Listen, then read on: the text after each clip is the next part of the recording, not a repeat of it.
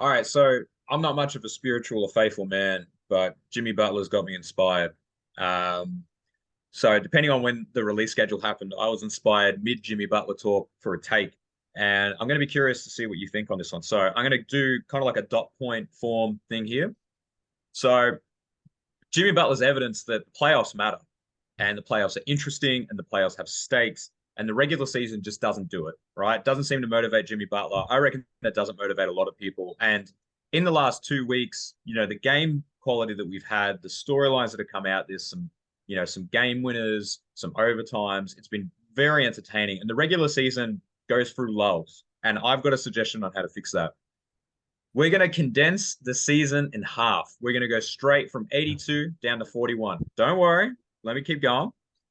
We're going to make everyone make the playoffs. Everyone makes the playoffs here. All right. One through, let's say 14. Let's go 1 to 14. All right. You get punished if you're terrible. If you're 15th, you're bad. Get out of here. We don't need you in there. So 1 to 14. Right. And we're going to do some seeding. So 1 versus 14, 2 versus 13, etc. We probably won't get a lot of upsets, but it's also only a short season, so anything could happen. Kind of turns into a little bit of a March Madness situation where you can have an upset based on seeding. And then you get a very elaborately long playoff season instead of just 4 rounds. And if I can do the quick math here, we got like 7 rounds. We got like 6, 7 rounds here. It is a slug. It is just draining. It is tiring, but it's important. It's important. It ruins the NBA history. It ruins it all. It ruins the regular season stats. It ruins the playoff stats. But what we would get is a highly competitive product. And if the NBA isn't interested in it, perhaps I just need to find a bunch of professionals and a very keen investor to create this format for myself, and I'll run my own league where the regular season is half of the season, and it's all about the playoffs from about December onwards. I have a few media press conference questions here. I'd like to ask you as the new commissioner of your own Nick basketball league. Um, firstly, firstly, I guess for our viewers, a handful of viewers that watch this, we'd like to consider maybe we plan some of the things we talk about, but for Nick here to just have something pop into his head and let's hit record about this. I'd like to ask you firstly, how many games do they play in a total season here for your Nick basketball league?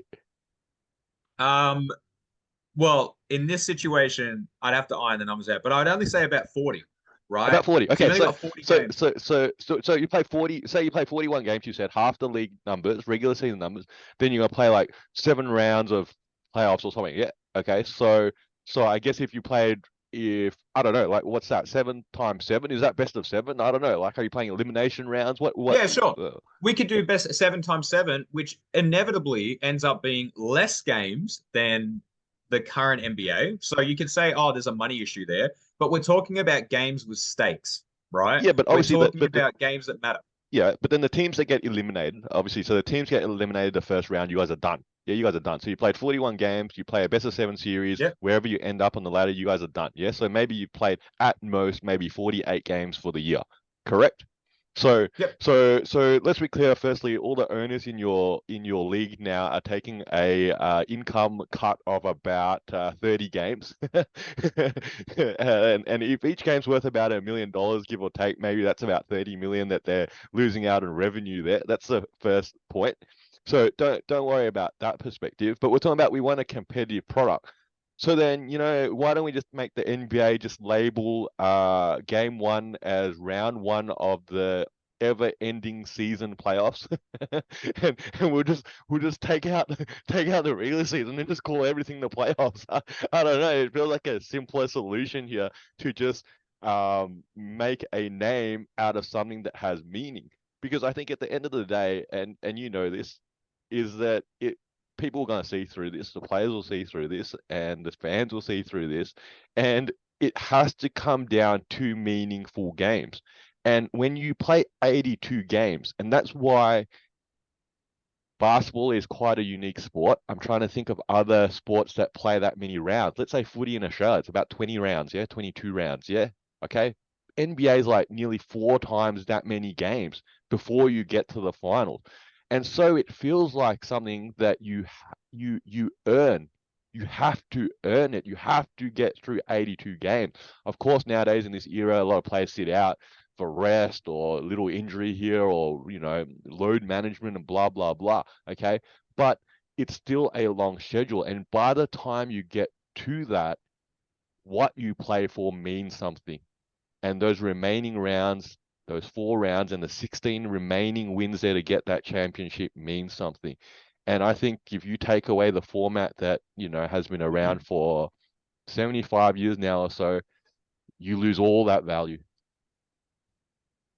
Which is why obviously a new league needs to spurn out of this. I think when you talk about meaning, I think the hard part is excluding this season where it does feel like there's a lot of candidates, and even then, it's not as many as we probably think it is. On average, what number would you attribute to legitimate finals contenders each playoff season? I would personally say let's go 5 or 6, right? So 3 from each conference to be safe. 3 teams from each conference, in my opinion, probably were likely to win the championship. Would you agree? In a normal year. In most years, the average would be what, 5, 6 teams could win the championship? And this year you're saying there's a lot more potential contenders. Yeah, I would say, well, I don't know if it's necessarily potential contenders. It's more that the parity is bigger. Absolutely. So there isn't as much of a clear favorite as there is in previous years. But I guess the thing is, 16 teams make the playoffs, and we're not really attributing more than a third have a legitimate shot of actually winning the thing. They might get a cool storyline. Maybe Miami's that storyline. Maybe New York's that storyline where, oh, there's an upset and then they go on and then they just get demolished by the team that eventually wins it. But this format would at least promote an interesting journey, an interesting path. Yes, it's a longer one, but it's a path that maybe feels a little bit more equal. 40 games is not a long time. So the games in that regular season become more valuable because you want that continuity. You want to have, I guess, that seeding because that seeding becomes more important because there's less games to throw away. In the NBA, we get to like game 65 and we kind of have a general idea of like, oh, they've got the 1 seed. It's not going to change now. They've got playoff seeding now. And then teams start to slack off. And, there is a money concern. I get it. But you could also make a case and say there are games in the regular season that do not sell out or are very, very cheap because there is no interest in those games. And if playoff games are occurring or games of significance where there's elimination stakes, they're naturally going to get a bigger crowd. Yeah, but where the bigger crowd going to sit? Where they're going to sit? They're going to sit on each other's laps. We're already at full capacity here. I think this year the NBA had one of the most successful years of sold out venues across the board. And you're talking about bigger crowds. It's just not feasible that I don't know where you're going to get your bigger crowds from, even if your product is somehow more popular. You just raise the price, don't you? You have more subscription. I think I gotta have to say, dude, after all our podcasts that we've had, this is your by far the worst idea you had so far. Would you like me to hit the stop recording button? well, I don't think you're willing to have a mature conversation about it. So yeah, might as well at this point. This is two guys with spare time. I'm Fowles, this is Nick. You're probably a basketball fan like us, so hopefully you can throw us an assist and giving our video a like and subscribing to our channel. And if you got thoughts, feelings, or even some suggestions, please put them down in the comment section below. And thank you for using your spare time to watch us in our spare time.